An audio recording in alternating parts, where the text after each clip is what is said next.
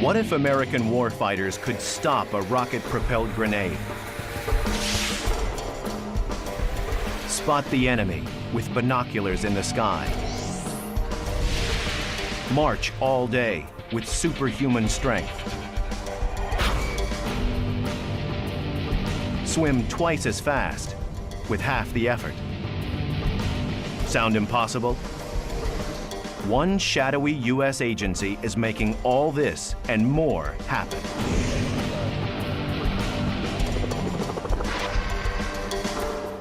DARPA, the agency that's America's secret weapon.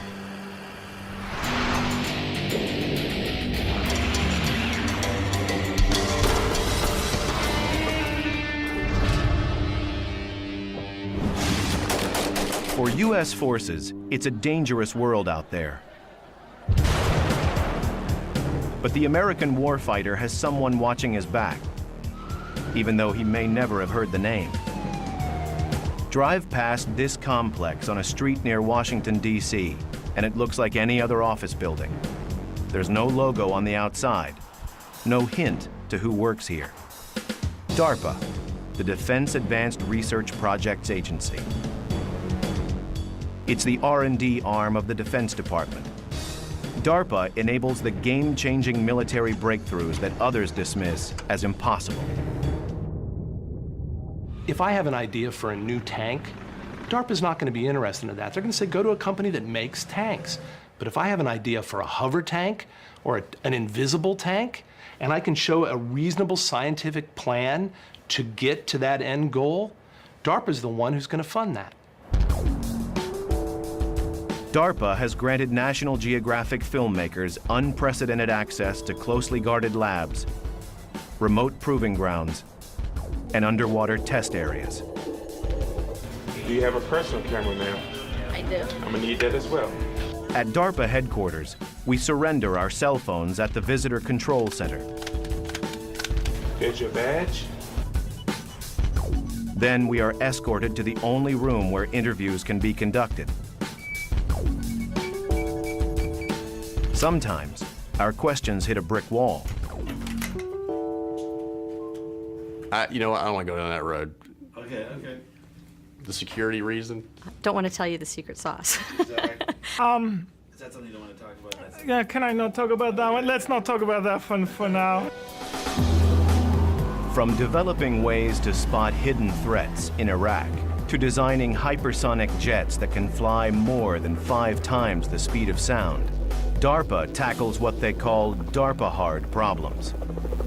Where you're looking at a problem that's really difficult, you just say, that's too hard to do. And if you answer the question like that, then it's a DARPA-hard problem. The highest risk possible is when you put resources on something and you have no idea whether it's going to happen. Those are DARPA-hard problems. The problems that are too hard to solve are DARPA-hard, we kill them. The world faces a new kind of terror that has transformed the nature of combat. America's warfighters have an urgent need for new weapons and defenses to fight a hidden enemy whose attacks are unexpected and deadly. He took shrapnel on the neck. Oh, he did. Case in point, how to defend our troops against rocket-propelled grenades. In Iraq, RPGs are a leading cause of combat death. They are cheap to make, fast, and lethal. RPGs can be fired from anywhere and race to their targets in seconds. A seemingly unstoppable threat. DARPA's solution, a revolutionary technology called Iron Curtain. Iron Curtain was developed to protect lives of people in armored vehicles, light armored vehicles, against threats such as rocket-propelled grenades. Many RPGs are so powerful they can penetrate a concrete wall or a foot of solid steel.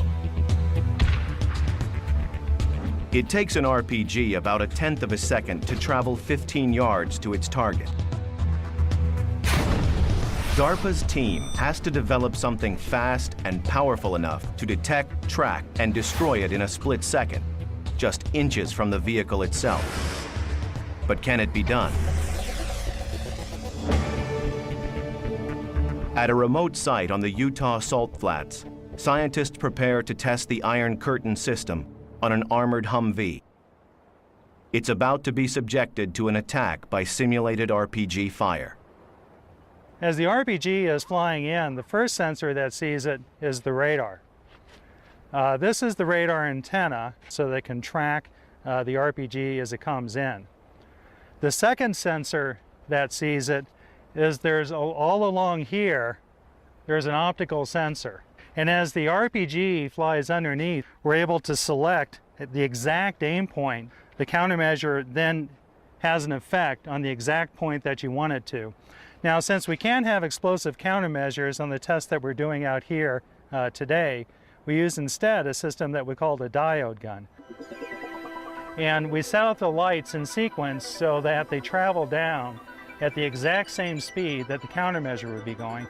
So we can see then, with the high-speed camera that's operating at about 30,000 frames per second, we can see precisely where the countermeasure would have hit the RPG. Today's test will require pinpoint radar detection of the incoming threat and an instant trigger of the countermeasure system. Before the test, the equipment must be calibrated. They aim the air cannon precisely using a laser. Okay, that's good. A little bit to the right. That looks good.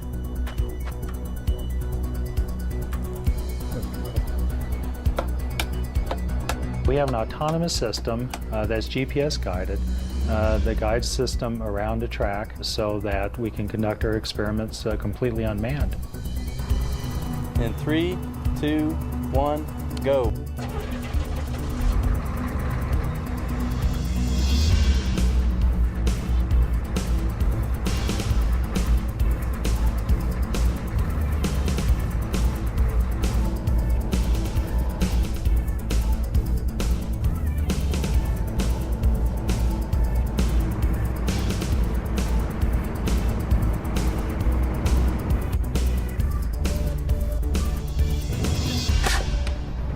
All right, let's watch the high speed. Only by examining the data can technicians tell if Iron Curtain worked in the critical time frame required. Footage shot by their high-speed camera indicates that the sensors detected the incoming RPG threat. The countermeasures would have effectively been deployed in time to stop the RPG in about 1/10 of a second.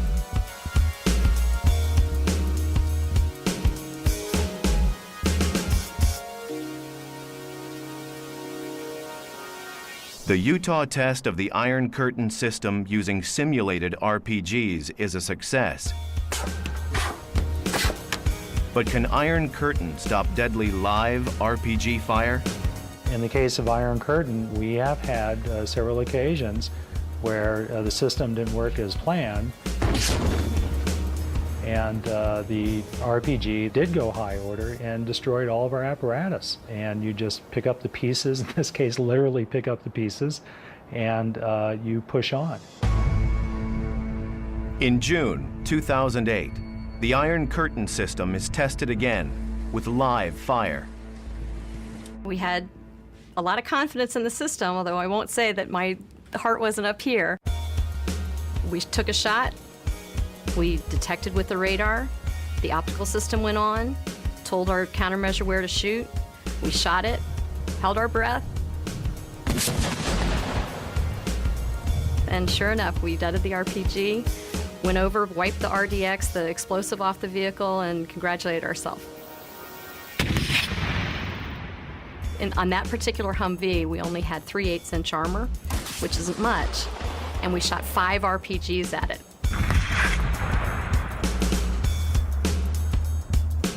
So you can see impact points of 5 RPGs on that vehicle, and obviously we deaded them all. We still have our vehicle. What exactly is the countermeasure dropping to disable the RPG? That remains DARPA's secret. And behind the scenes, DARPA found a way to give our warfighters a futuristic helping hand. On patrol in Iraq, America's soldiers can fall prey to sniper fire. To shield themselves, our warfighters must rely on 30 pounds of body armor for protection. With the rest of their gear, they must shoulder as much as 125 pounds. To give them the extra strength they need, DARPA goes to a place where fact meets science fiction. Scientist Steve Jacobson at Raytheon Sarcos, a leading robotics company in Salt Lake City, is working to create a new breed of soldier with superhuman powers. His creation, the exoskeleton, combines a man and a machine to offer extraordinary strength. If you put 200 pounds of body armor on somebody right now, they're going to walk about 300 feet. And if you put 200 pounds of body armor on somebody wearing an exoskeleton, they can walk all day. The exoskeleton mirrors the human body. A computer network serves as its nervous system. Hydraulic valves and actuators function as muscles. And its skeleton is made of aluminum. The challenge of putting a person inside a machine is a daunting one. When you put a machine around a person, there's all sorts of places where it interferes with your motion. It may abrade your skin. When you first put it on and it's not powered up, it feels very heavy because you're wearing a 200-pound robot, which is a lot of weight. You ready to power up? Power up. As soon as they power it up, all that weight goes away. And suddenly you feel like the Hulk.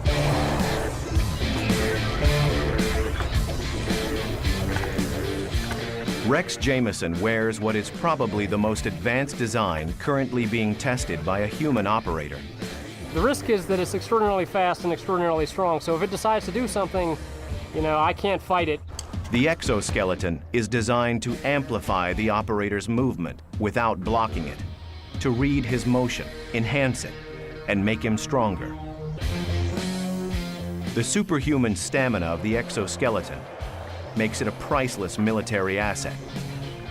It will allow a soldier to lift 100 pounds with no more effort than lifting 10.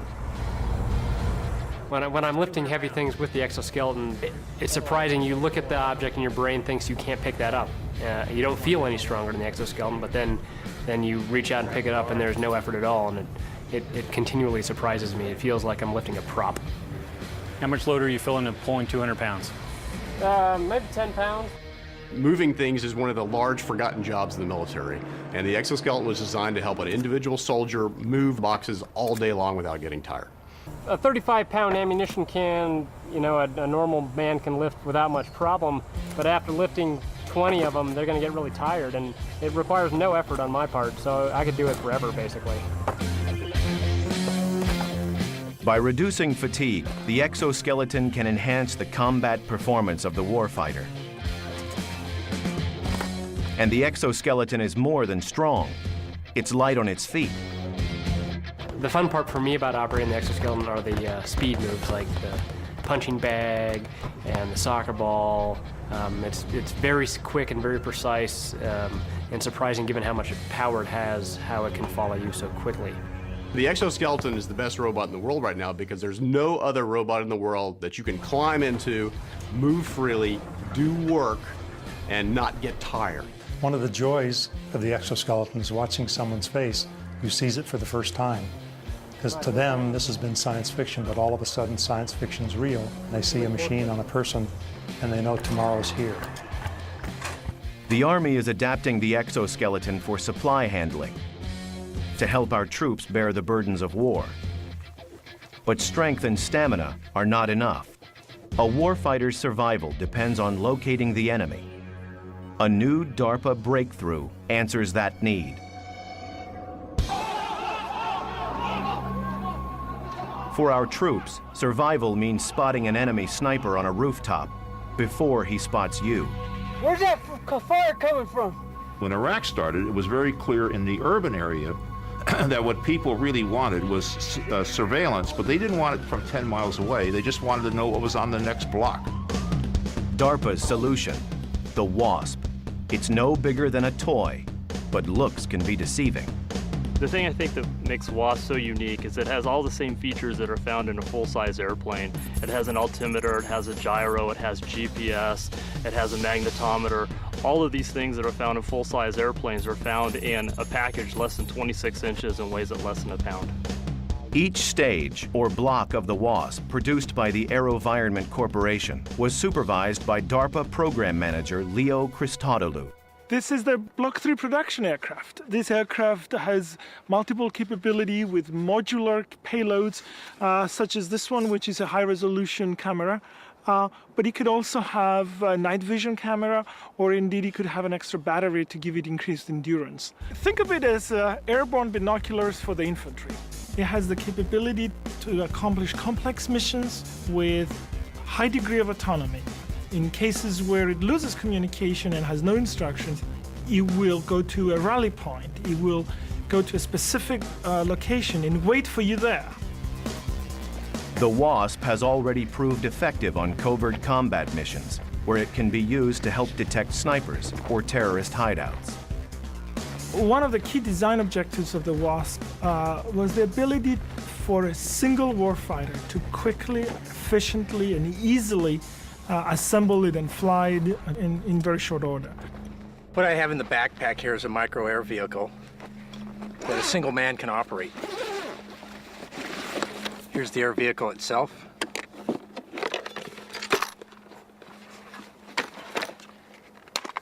This is a night camera. And this is the camera we use for flying in the day. This is the controller I use to view the video and control the aircraft in whilst in flight. And this is the RF unit which sends up the command to the aircraft and then receives video. I'm here at a test range in California. We're gonna send this armored vehicle somewhere out on the range, way out there, and I'm gonna find it with this.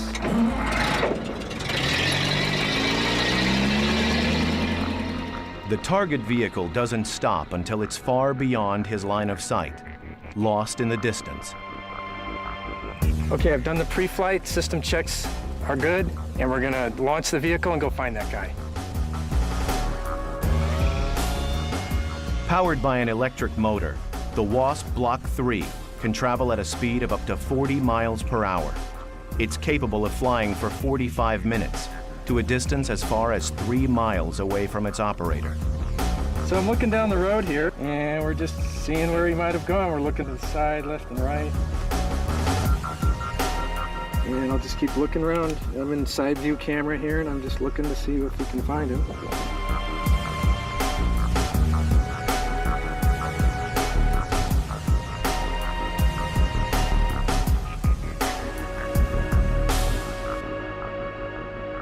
There he is, there's the vehicle. So we were able to find the vehicle. Even more surprising than how well the WASP flies is the way it lands. When the WASP lands, it's designed to break apart in order to absorb air energy, very much like a NASCAR is designed to break apart when they crash. That's the way we design our UAVs, such that when they break apart, the energy is absorbed, the piece parts may fall apart, but then you can pick them up and you can put the airplane right back together again and it's ready to fly. Not only was it DARPA hard technologically, but it was DARPA fast in terms of getting it into the hands of the operators. We needed to turn this aircraft into a robust, tough little bird that could take everything that a warfighter might throw at it. With the WASP, DARPA helps put the element of surprise on our side. And surprise has always been part of DARPA's DNA since a day that shook the world. DARPA was founded when one of our enemies took us by surprise. 50 years ago, we had Sputnik, launched by the Russians, which greatly surprised this country. We never believed that they were going to get to space first. DARPA's primary mission from the very beginning is to be an agency whose job is to prevent technological surprise to the United States. Over the years, we have found that the best way to prevent technological surprise is to create it.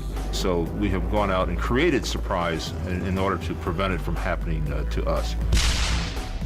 DARPA gave America the high-tech edge, with breakthroughs like the Saturn moon rocket that began as a DARPA program, and stealth technology. The reason you have a GPS receiver, the reason you have cell phones so small, because DARPA created the technology many years ago. Many other innovations that DARPA helped to pioneer, from the computer mouse to the internet, have transformed our lives. DARPA has been involved from the very beginning in enabling the technologies. If we could have a sticker, it would say DARPA inside. And that sticker would go to every high technology product there probably is. DARPA's quest for advanced technology ratcheted up after the deadly attacks of 9/11. Suddenly, we faced a determined and elusive enemy who posed an unnerving new threat. I had actually worked in the Pentagon at the time, and after 9/11, word came down that it was imperative that we had systems that could get places fast, over long distances. DARPA envisioned a game changer that could fly over 4,000 miles per hour, twice as fast as the fastest jet. Many times there's targets of opportunity and you have very little time to deal with those targets. A system that can fly 4,000 miles per hour from the continental United States has the ability to engage those targets in a very brief amount of time. In less than 2 hours, this extraordinary aircraft could fly 9,000 miles to carry a 12,000-pound payload to the enemy. But is such a revolutionary aircraft even possible? To find out, DARPA chose as one of its partners Lockheed Martin, a company that has developed many secret aircraft, including the U-2 spy plane and the SR-71 Blackbird, first aircraft to fly over 2,000 miles per hour. Their facility, called Skunk Works, is famous for its innovation and also for its secrecy. The access we're offering here today is really unprecedented. This facility has well over 1 million square feet and just a few windows. The reason for that is we want to prevent physical access from people looking inside the windows, but also to prevent sounds from being transmitted, as sounds could oscillate through the windows and transmit classified or sensitive conversations. Occasionally we have security areas that require supplemental security protection. In this case, we have white noise being piped in to prevent classified or highly sensitive discussions from being overheard by a casual passerby. Few discussions at Skunk Works cover subjects as sensitive as this one, a bold new aircraft concept design known as the HTV-3X. Pratt & Whitney Rocketdyne has the formidable challenge of developing the scramjet engine. A scramjet is purely a supersonic combustion ramjet. To put that in perspective, it's almost like trying to keep a match lit in a hurricane, because the speed of the air blowing past it is in fact supersonic. Instead of being restricted to a launch pad like a missile, the HTV-3X will have the game-changing capability to take off and land from any regular runway, offering strategic flexibility in a national emergency. To take off and land safely on runways calls for a relatively large wing, but to fly at very high speeds demands a much smaller wing. Can we make the control surfaces larger? How to create one aircraft to do both poses a double-edged design problem. We recently returned from the Lockheed Martin low-speed wind tunnel where we tested our low-speed aerodynamics for the HTV-3X. Low-speed testing for the Falcon program is part of making Falcon an airplane as opposed to a missile. An aircraft must take off and land gracefully, which means it must fly at low speeds to use existing runways. And so therefore, low-speed testing of these high-speed configurations is critical. Okay, let's get back together in 2 days and let's see what we got, move on from there. The details of the Falcon project remain a closely guarded secret, and DARPA scientists intend to keep them that way. While DARPA enhances our potential for hypersonic flight, they also set their sights on helping our combat swimmers. These warfighters often swim long distances to shore before entering combat and risk arriving too exhausted to safely complete their mission. In the animal world, there are some extremely efficient swimmers. And we started looking at those animals to learn how they swim and see if we can transfer the methods that they use over to people. This is a pretty close copy of a penguin wing, elliptical in profile. It was actually a failure. Didn't work at all in this case. This wing is very similar to what you'd find on the back of a whale on its tail. Very efficient, very hard to manufacture, so we actually designed it out. And finally, this wing has the aspect ratio of the whale's tail wing, but without the bumps on the front. This is our finished wing, our finished product here. Something easy to produce, but performs just as well as the nature-inspired wing there. The resulting device, called Power Swim, harnesses human muscle for swimming as never before. With swim fins, a combat swimmer burns 400 calories an hour, but with Power Swim, he burns less than 100. DARPA program manager Jay Lowell shows how the Power Swim device operates. The way this works is you buckle this into your leg. You have these springs that help maintain the angle of attack of the wing appropriately, and this back stabilizer foil, which gives you something to kind of push against with your lower part of your leg. And you're essentially going to bend your knees and drive this spar away from and towards your body. When you're doing that, the foils are catching the water. It propels the whole device forward. At the Naval Surface Warfare Center in Maryland, Jay Lowell has set up a speed comparison test. A diver using Power Swim against a barefoot diver and one with swim fins. The three swimmers move into position for the race.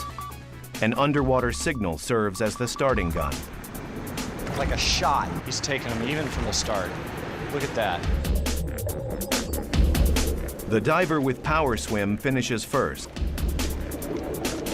The one with swim fins is left behind.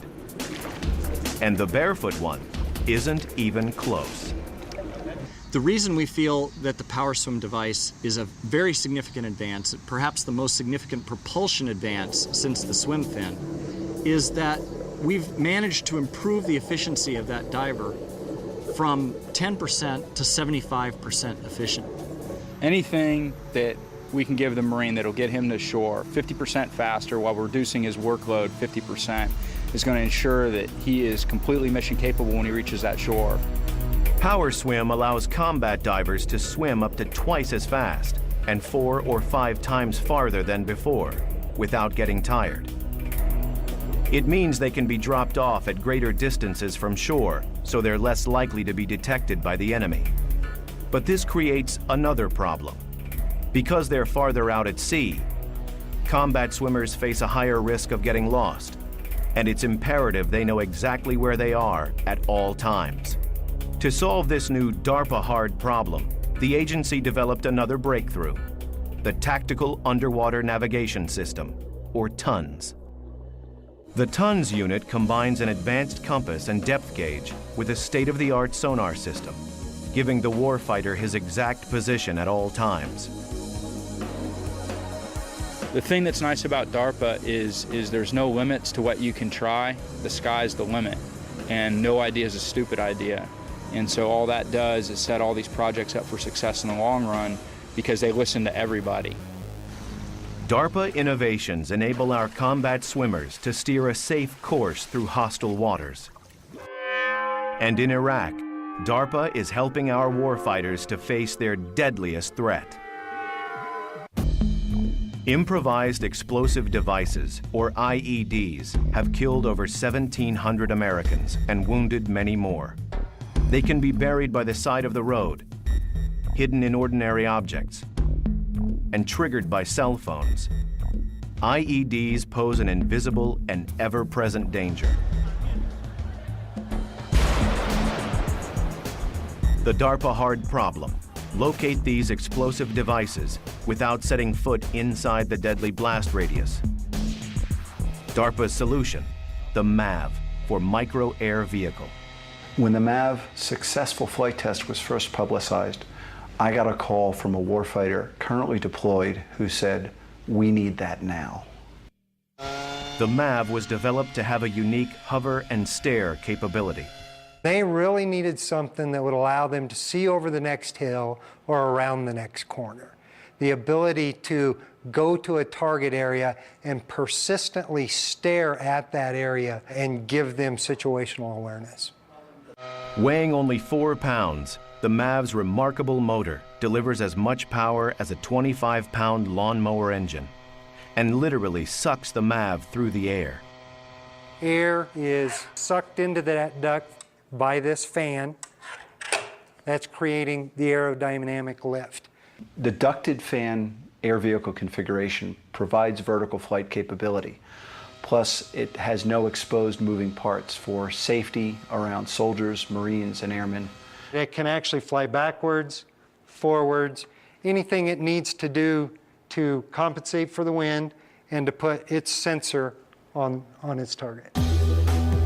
The MAV's sensors include a camera that can detect and recognize man-sized targets at more than 800 feet in daylight and more than 400 feet at night. But today, Honeywell Program Manager Vaughn Fulton and his team will determine whether the MAV can locate a much smaller target, a concealed simulated IED. In a nearby control center, technicians monitor the MAV's data. It's probably equalized now. You may not seem like it, but it'll be a good test of the system. So John, during this test, we're going to simulate that there's a suspicious device and we'll fly the IR over, see whether or not the device is hot. All right, pre-flight complete. We are good. Video record on. Takeoff command is sent. 4, 3, 2, 1. Using its heat-sensitive infrared camera, the MAV can detect the temperature differential between the ground and an alien object in the dirt. Let's see if we can get in a little bit closer to the constraint to where I can move the vehicle for this test.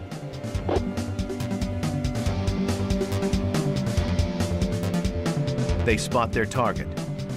The MAV's infrared camera detects what the naked eye cannot.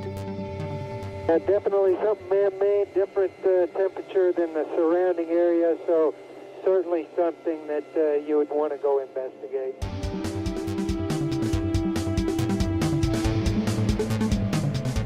Okay, I've got 26% battery, 25% fuel. All right, John, let's bring it in for landing. The AV has landed. The MAV brings a game-changing technology to the battlefield, something the enemy has not seen before and a capability they're not ready to combat.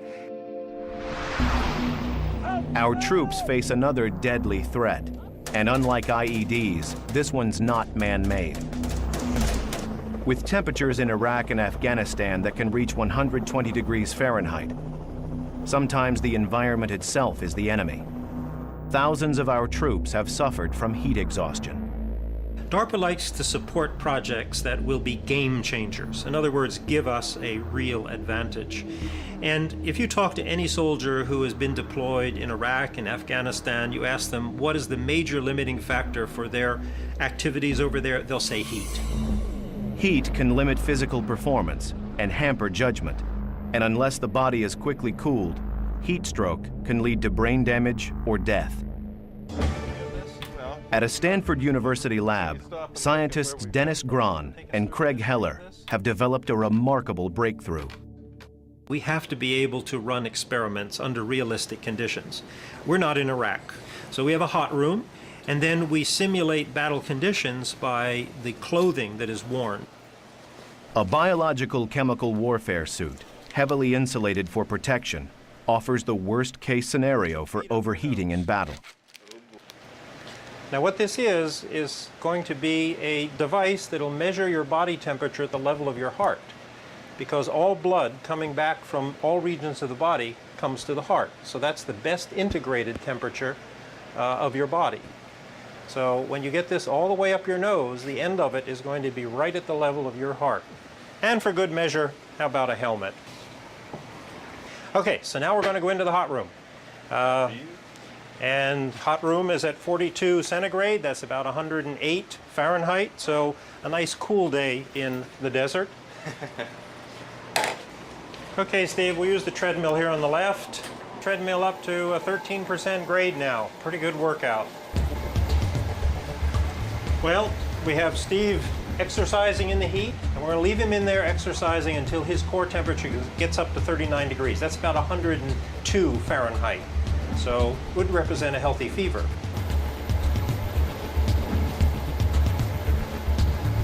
When his core temperature reaches 102 degrees Fahrenheit, he is even more heavily insulated. Okay, Steve, we've now simulated full biological chemical warfare gear by insulating your hands, which would normally be covered with gloves, your face and head, which would be covered by gas mask, goggles, helmet, and your feet, which would be covered by boots. How do you feel? Kind of warm. Kind of miserable, huh? Okay. Steve is left to rest in the hot room, but his temperature still hovers at a feverish 102 degrees Fahrenheit.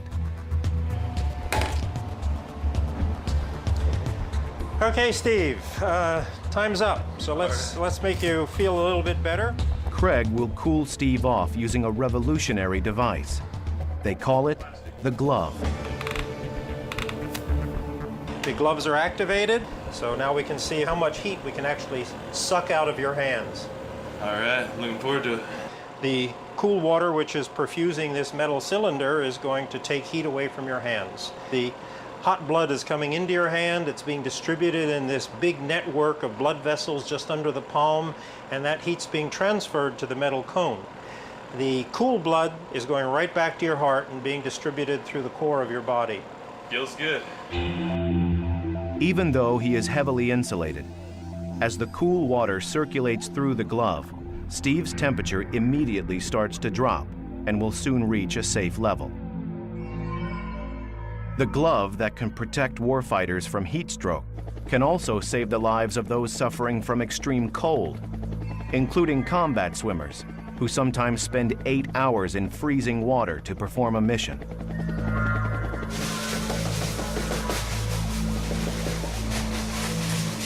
How are you feeling at this point? Feeling a little bit cold. Dennis Grahn is testing whether he can stop research assistant Tim Wolf from shivering, even in the chill of an ice bath that simulates the extreme cold a combat swimmer must survive. Let me see your hands here. Yeah, you can feel they've pretty much closed down. Let's take a look at the palm on the infrared here. Your face is cooling off pretty well. Your nose is definitely shut down. Okay, you reach over and feel your ears compared to the rest of the skin temperature, and they're very much colder. Your core temperature is starting to fall down now. And you can see it's a pretty decent decline, so I think that it's about time to start putting some heat in and see what happens.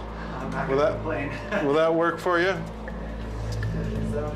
The way we're going to do it is stick your hand into this little device here that creates a slight negative pressure. What that does is it draws blood into your hand. And so you've got your arterial blood flow out through here, being warmed up in these heat exchangers, and then going right back to your body core, where it's circulating around, and the heart delivers it to the core organs. Okay, and you look on the infrared, you can see little spots on your arms are starting to warm up, like right there in your elbow region. Superficial veins are starting to light up as the warm blood returning to the heart is warming the tissues as it passes through. It only took about 30 seconds or a minute before I started to feel a lot more comfortable. I feel a little cold still, but I'm not shivering, which is a good thing. I think that if this was a real situation and I was really stuck in cold water like this, that these things would be a real lifesaver. As dangerous as the physical stress of extreme environments is the mental stress of combat. There too, DARPA readies the warfighter to step into harm's way. To help our troops prevail in the second-by-second ordeal of combat, DARPA experts have developed a remarkable innovation in mission rehearsal. You're being transported out to the area. On the way there, you open up your laptop, and now you see a full 3D recreation of the area you're going to be in. You've never been there before, but it's been built up from you from actually accurate data, so that when you land on the ground, it feels like you've already been there before.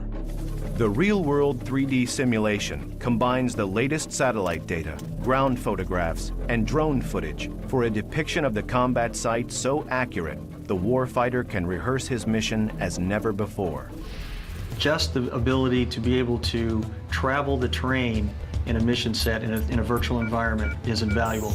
Walking terrain you've never seen before has its own hazards, but if I could have just the rehearsal of walking the terrain, that's tremendous. The real-world 3D simulation gives the warfighter an extra edge to avoid deadly surprises in combat. Another critical operation for troops is intelligence gathering through surveillance missions, but flying over enemy territory is extremely dangerous. A recent DARPA breakthrough, the A-160, can conduct surveillance at high altitude over long distances without placing a human life at risk. The A-160 does not have a pilot in the traditional sense. The people in the ground control station, including myself, have control over the bird through a data link where we give it airspeed, heading, velocity commands. The pilotless A-160 can hover at 20,000 feet and has set a world record for a helicopter of its size, flying 18.7 hours without refueling. A-160 is clearly a game changer. Its ability to take off and land vertically and its very, very long endurance and its high altitude operation gathers together a set of capabilities that no other aircraft has ever had before. Today, at a secure landing field in Victorville, California, the A-160 will be tested carrying a payload that is itself a breakthrough, a radar system called Forester. The Forester's most impressive capability is the ability to see through a number of layers of tree foliage. Single, double canopy, we'll go through that like a hot knife through butter. So any place where people can hide in foliage, we can find. Today's flight test will assess whether the A-160 can safely rotate the massive Forester antenna. Can the A-160 deploy the antenna for radar detection at various angles without endangering its stability in flight? The aircraft is towed into position. The technicians await the takeoff command.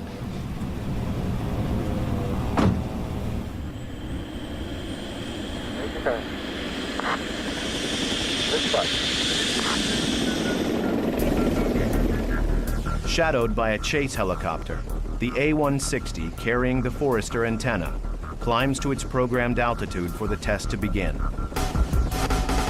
Altitude, 5,000 feet. Can the pilotless aircraft remain stable as it deploys the radar antenna for the first time, subjecting the aircraft to maximum torque? It's time to find out.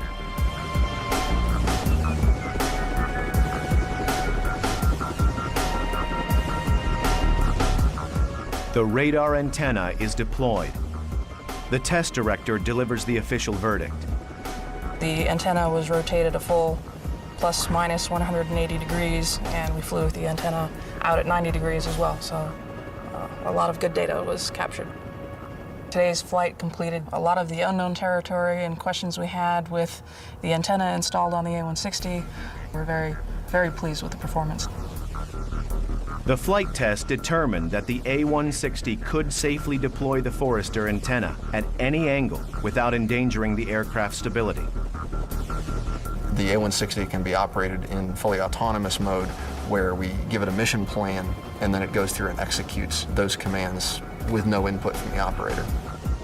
Capable of flying complex missions without a pilot, the A-160 can carry a 1,000-pound payload, weapons, supplies, and more. It has the potential to go in and perhaps rescue somebody from a situation that you wouldn't be able to get a person out of otherwise. The aircraft could fly it autonomously, perhaps get that person out and bring them back to safety. No matter how complex the technology, the A-160, like many DARPA innovations, has a simple goal: to save lives.